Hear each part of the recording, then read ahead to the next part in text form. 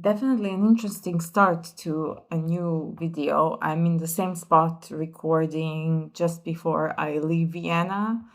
I was actually contemplating whether I should record this book haul. It's quite embarrassing. There's a lot of books, as you might have seen from the very dramatic stack I was trying to create.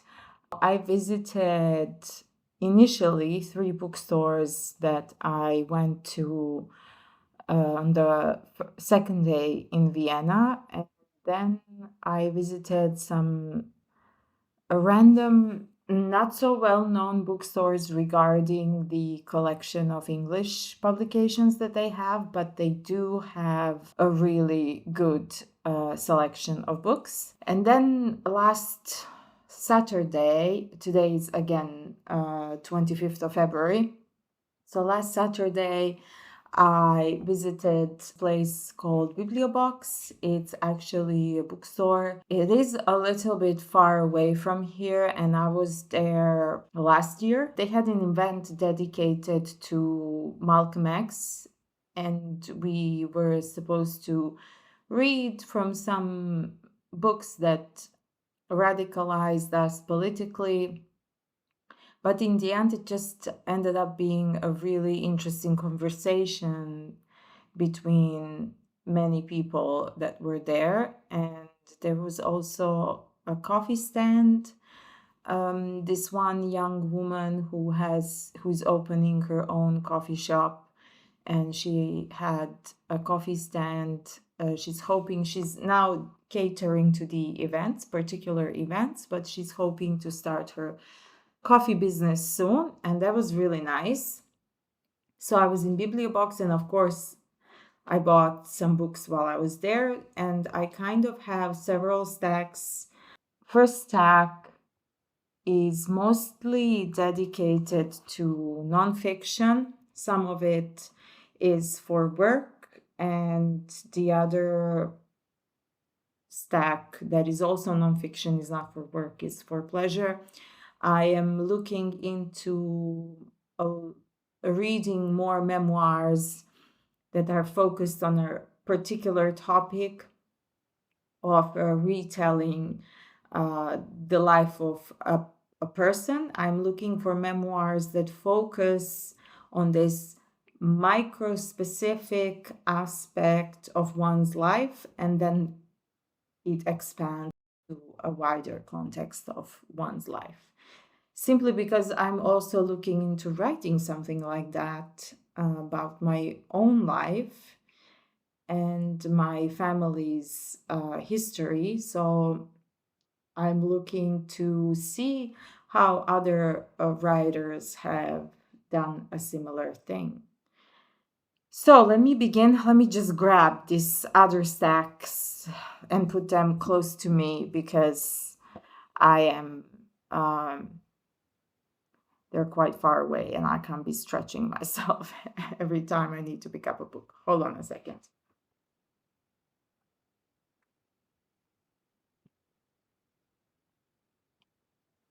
Okay. I know I said I should not be buying any more books, but there's so many books to read, so many things to know. That's my excuse every time. And the first book I'm going to talk about is Joyful Militancy, Building Thriving Resistance in Toxic Times by Nick Montgomery and Carla Bergman, forward by Harry Alluri. Billy is making noise. I don't think she approves of this book. We shall discuss later why she disapproves. I picked this up in a feminist bookstore in downtown Vienna. I highly recommend you visit it. They have a really good selection of books in German, but they also have a small selection in English, and you might find something there that otherwise you wouldn't find anywhere else. And this book is having, the description says, why do radical movements and spaces sometimes feel laden with fear, anxiety, suspicion, self-righteousness, and competition?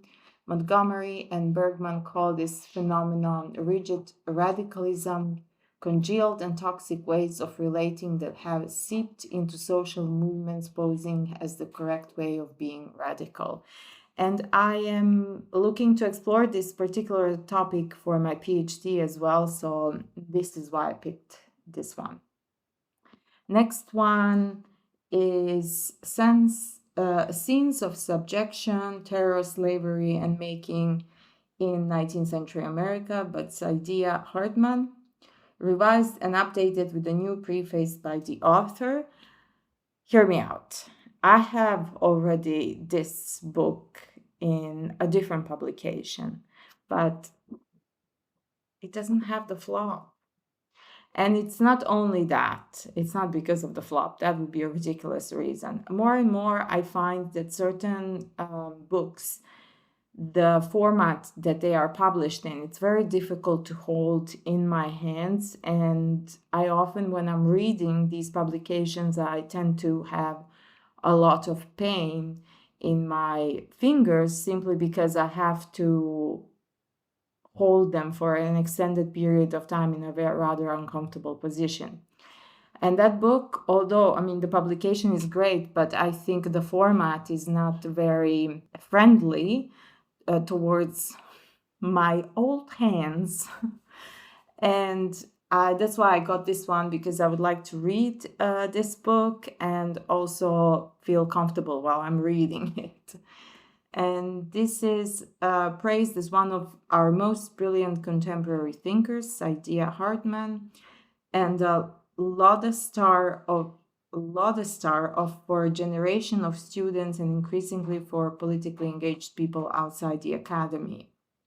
In Scenes of Subjugation, Hartman's first book, now revised and expanded, her singular talents and analytical framework turn away from the terrible spectacle towards the form of routine terror and quotidian violence characteristic of slavery, illuminating the intertwining of injury, subjugation, and selfhood, even in abolitionist depictions of enslavement. This is a topic that I'm really interested to read more about, and I know that her work is very detailed and it shows perspectives that we wouldn't otherwise see in some of the historical books. Next one is Cannibal Capitalism, How Our System is Devouring Democracy, Care, and the Planet, and What We Can Do About It by Nancy Fraser. I have read segments of this book before, but I haven't read it in its totality, and I need it for my PhD because it tackles the aspect of care within capitalism, and that's something that I will need for my theoretical framework. Next one is one of the newer publications by Pluto Press called Friends in Common, Radical Friendship and Everyday Solidarities by Laura C. Forster and Joel White.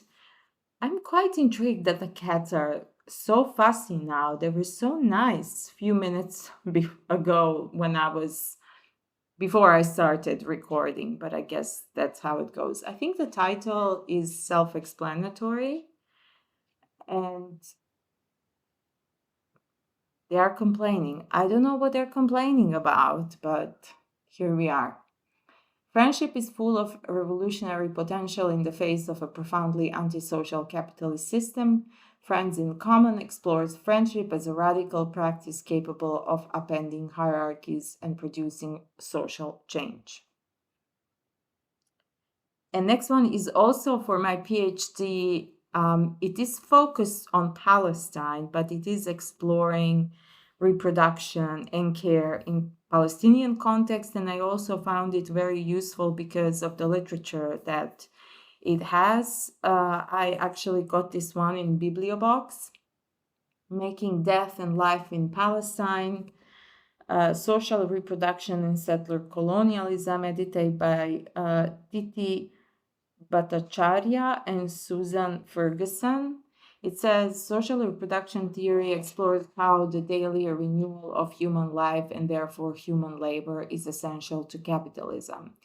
Here, for the first time, the theory is applied to the setting of Palestine.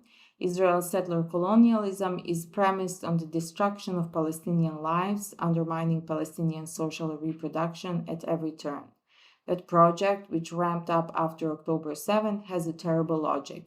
By examining the concrete, historically specific details, the authors begin to reshape and refine the theory of social reproduction, shedding light on why Israel's assault is so brutal. Maybe they will calm down now. I don't know. We shall see. Okay, the next stack is actually not for work, it's also nonfiction, and I got these in different bookstores. I will name the bookstores in the description below. And maybe I will start with the two Penguin Modern Classic publications, and that is the autobiography of Malcolm X. I never read it, and even though this was the topic of the event that I attended last week, it was very interesting to hear other attendees about their own experience coming for the first time in contact with this book and about the life and work of Malcolm X, his revolutionary politics, and rethinking how we can change the societies that we live in. So that was very interesting, and I have had this on my mind for many years, and it would be really great to read it. Next one is a little bit of a controversial book because it's written by a feminist author from, I think she wrote this in the 70s, but I am interested in the topic of the book. I won't necessarily agree maybe with everything that she writes, but I'm curious to hear her perspective 50 years ago that she wrote. It could be whether the perspective has stood the test of time. And there is another book that would be complementary read to it. I will mention it in a minute, but for now, the book is called Right-Wing Women, Andrea Dworkin. Why do some women support right-wing movements even though they curtail their freedoms? Andrea Dworkin's timeless visionary analysis goes to the heart of this contradiction, exploring the right's positions on abortion, sexuality, racism, and anti-feminism, and showing how it attempts both to exploit and to quiet women's deepest fears of male violence. And then the book that would be complementary, and it's a more recent publication, it's called Enemy Feminism, and it actually explores the topic of radical feminists, more like TERFs, who are aligning themselves with a fascist organization in their explicit anti-transgender politics. And I think it would be really good to read this one and Enemy Feminism, Andrea Dworkin and Enemy Feminism. I'm sorry, I forgot the name of the author. I will put the cover of the book next to me. So it would be an interesting comparison to see how maybe the reflections have changed. I mean, obviously, there are different authors and different contexts and different approaches, but nevertheless, I'm curious to see if there are any parallels that can be drawn between the two works. The next book is of an author that I haven't read any fiction. She has written fiction, but I haven't read it. And I found this nonfiction in a bookstore that I visited. That's also a coffee shop, and they make really good coffee. So I suggest you visit it. And that is Anuradha Roy, Called by the Hills, A Home in the Himalaya. And the book explores her decision to move to a village in India, I think. When novelist Anuradha Roy and her husband stumble upon a derelict cottage in the hill station of Raniket, they decide it is where they will now live. Leaving behind the freneticism of Delhi, Roy is initially bemused by the gentle pace of life in the mountains. Before long, however, she is won over, spellbound by the landscape, taken to the heart of her sometimes recalcitrant neighbors, and adopted by four mountain dogs and counting. It will be interesting to explore the life in the village. I think we often tend to romanticize this kind of life, but it does not necessarily mean that it will be something that each one of us should pursue. Next one is in the vein of these memoirs that I mentioned at the beginning of the video, and that is about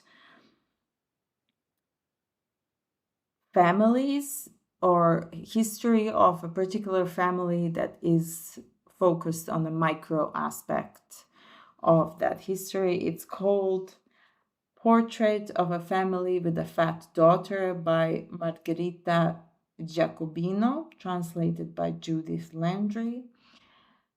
Portrait of a Family with a Fat Daughter covers four generations of a peasant family living outside Turin as they clamber laboriously out of the grinding rural poverty of the late 19th century into the boom years of the 1960s. The author's grandmother emigrates to California and returns to Italy semi-paralyzed after a mishap as she is giving birth. Then, when her father dies, the author's 8-year-old mother returns to Italy as well. To be brought up by a family she does not know, to become Italian again, and ultimately to marry a captivating man boy whose fecklessness is grippingly described as his time in a German prison camp in World War II. We have a visitor. She likes to keep her paws on in every situation. Billy, do you have anything to say for the camera? Not now. She only speaks when she's not on camera. I mean, she technically is not now on camera, but she's refusing to speak. Next one is The Suitcase, 6 Attempts to Cross a Border. It's about Frances Stoner Saunders was handed an old suitcase filled with her father's papers. His life had been a study in borders, exiled from Romania during the war to Turkey, then Egypt, and eventually Britain, and ultimately to the borderless territory of Alzheimer's. The suitcase in the attic seems to represent everything that had made her father unknowable to her in life. So begins a captivating exploration of history, memory, and geography as Frances Stoner Sanders decides to unpack her family's lost past. And another nonfiction, which is, I think, more a collection of essays, and that's James Baldwin, The Cross of Redemption, Uncollected Writings. A revelation of an American literary master, a gathering of essays, articles, polemics, reviews, and interviews uncollected during James Baldwin's lifetime.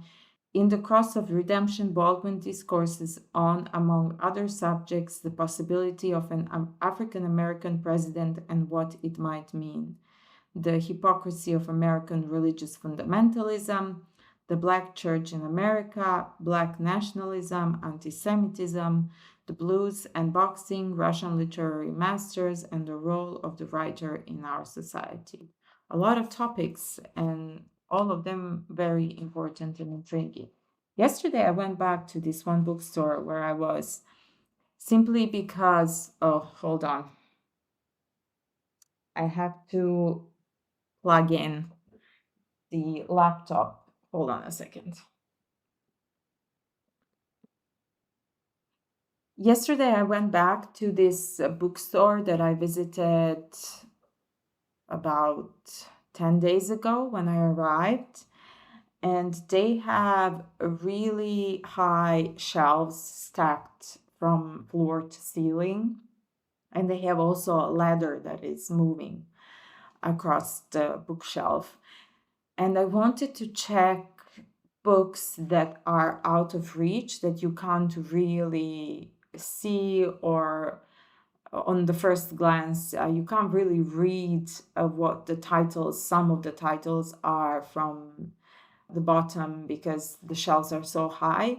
So I asked the workers there if I could use the ladder, and I found a lot of interesting books. However, I had to make a choice, and I chose to buy two books which are not available online, at least not on Blackwell's webpage.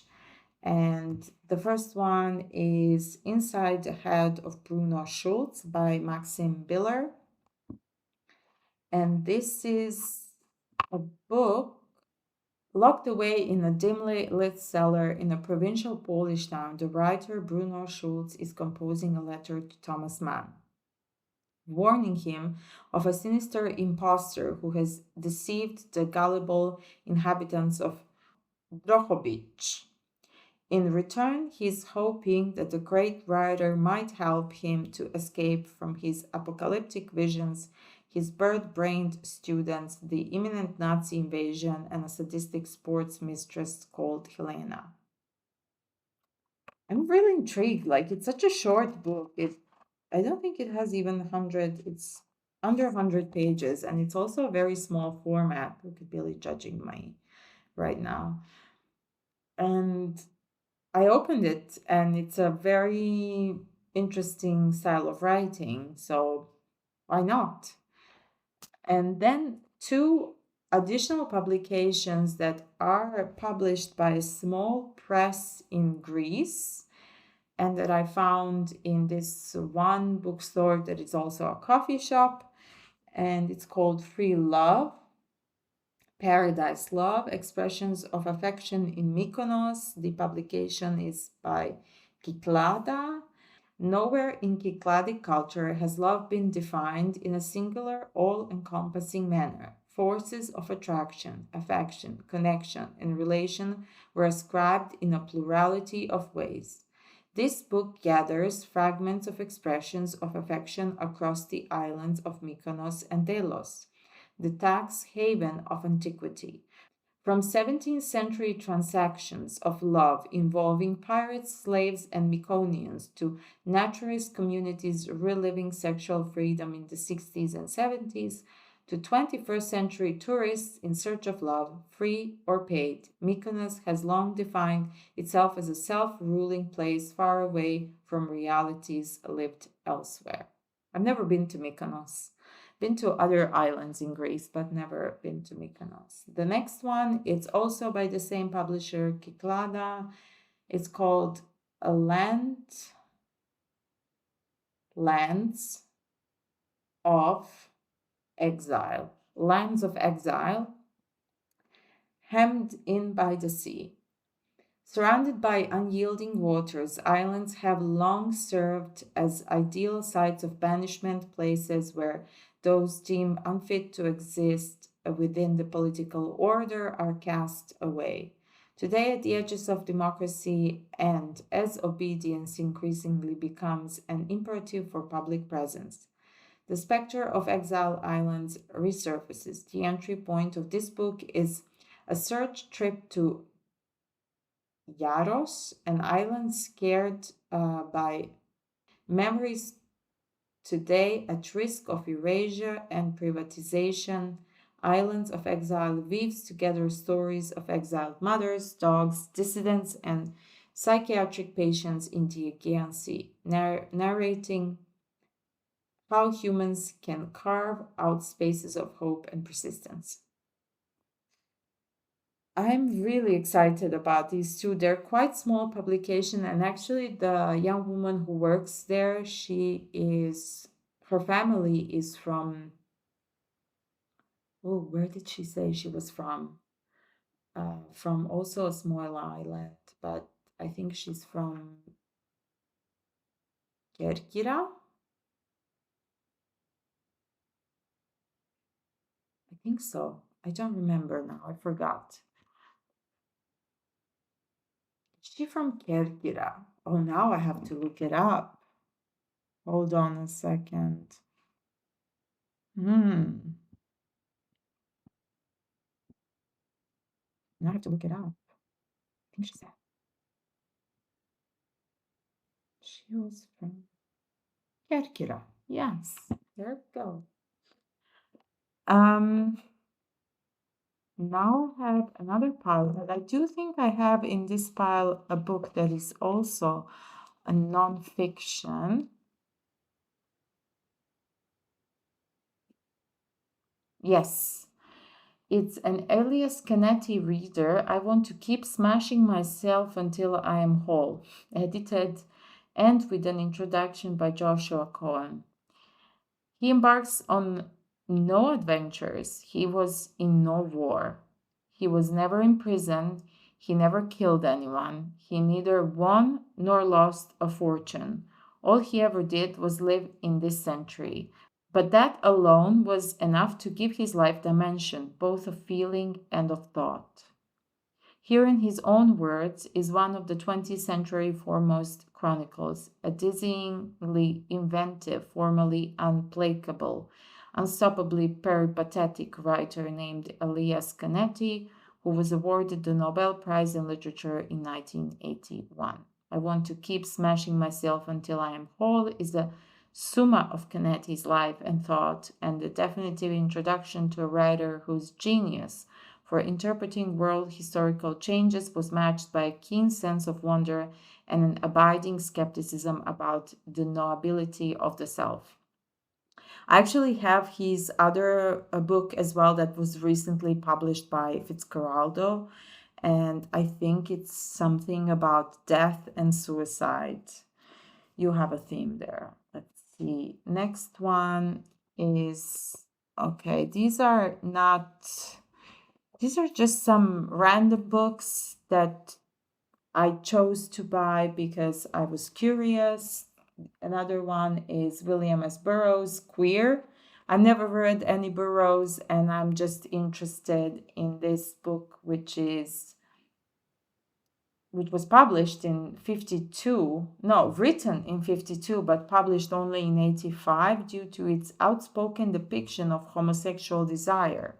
Queer is an unflinching autobiographical self-portrait and a coruscating political novel, Burroughs' only realist love story, and a comic, grotesque fantasy that paved the way for his masterpiece, Naked Lunch.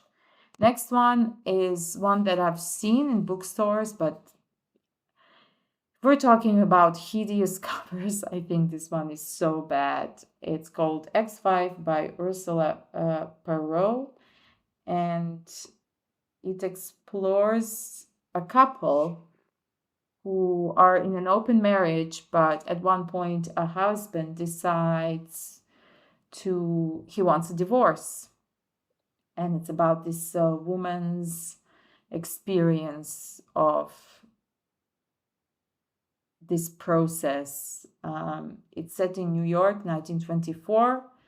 Patricia and Peter are a thoroughly modern married couple. Both drink, both smoke, both work, both believe in love outside marriage until they don't, or really until he doesn't. So when Peter pushes for divorce with increasing violence, Patricia has to forge a new life as a single woman, as an ex-wife, just like the title says.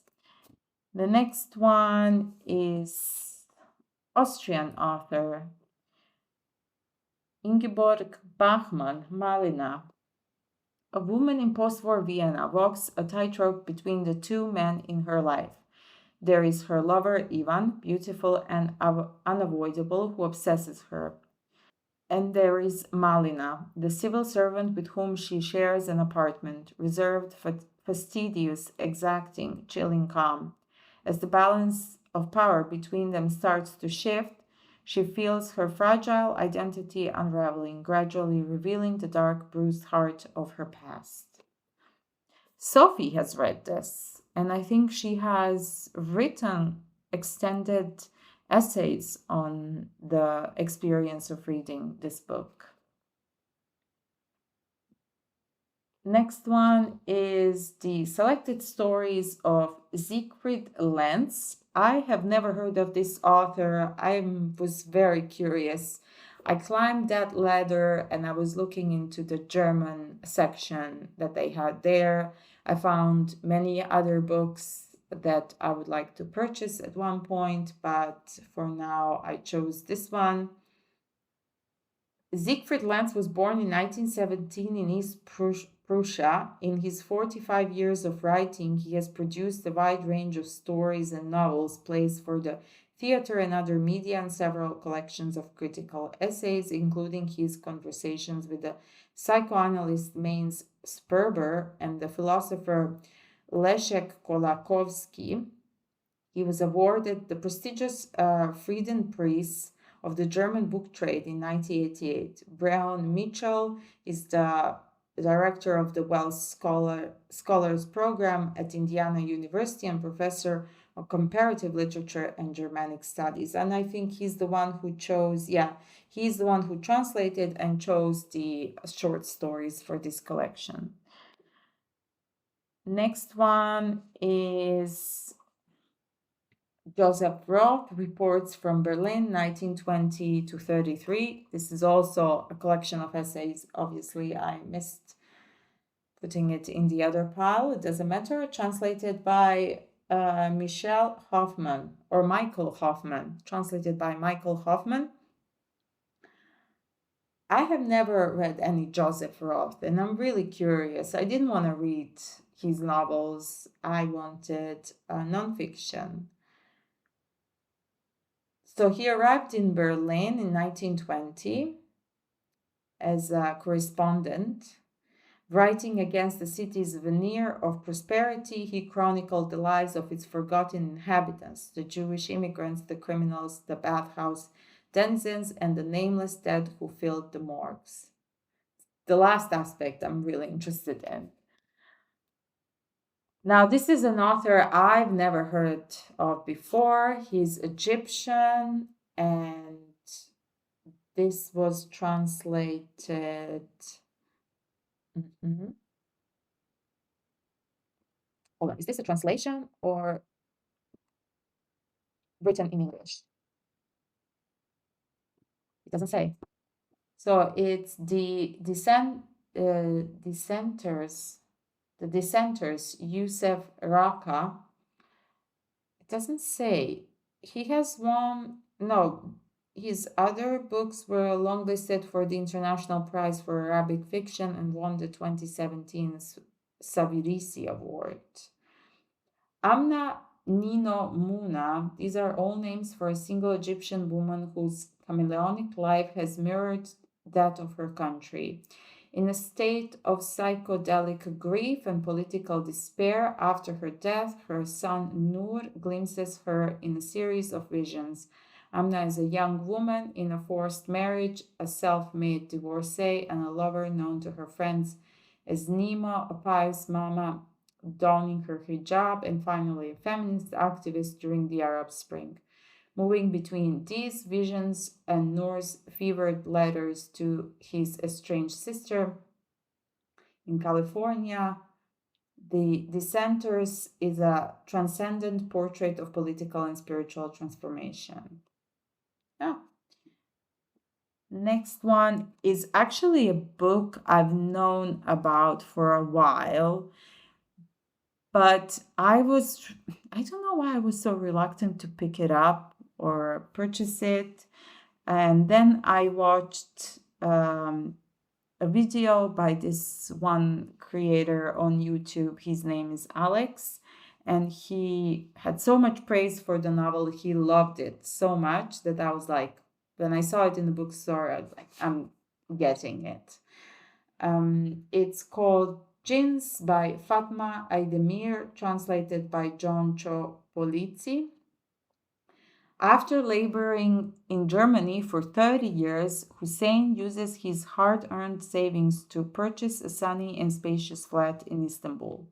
envisioning the joys of retirement in his home country with his wife Emine by his side. But in a cruel twist of fate, he dies of a heart attack on the day he moves in. As Hussein's children and wife travel to Turkey for his funeral, the novel explores their lives and dreams. A teenage son struggling to embrace his sexuality, a college-educated daughter desperate to align conflicting facets of her identity, a firstborn son racialized and profiled all his life, forced to perform a role he could not choose for himself, a lonely daughter left behind in rural Turkey who dreams of recapturing her family's love after joining them in Germany as a teenager, and a mother unable to break free from the cycles of violence that have defined her.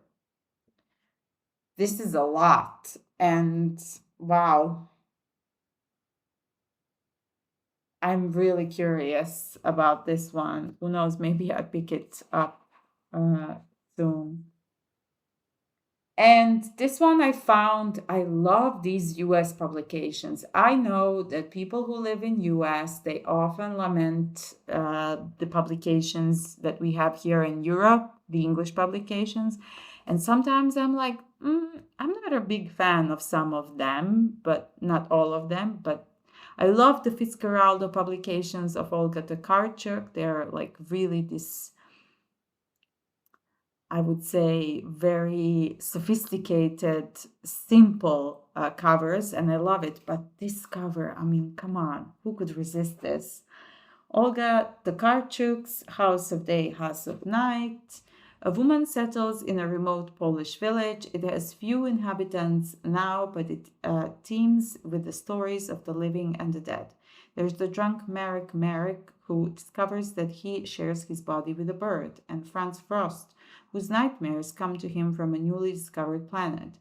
There's the man whose death with one leg on the Polish side, one in the Czech, was an international incident. I mean, you really have to be a particular mind to come up with this kind of story.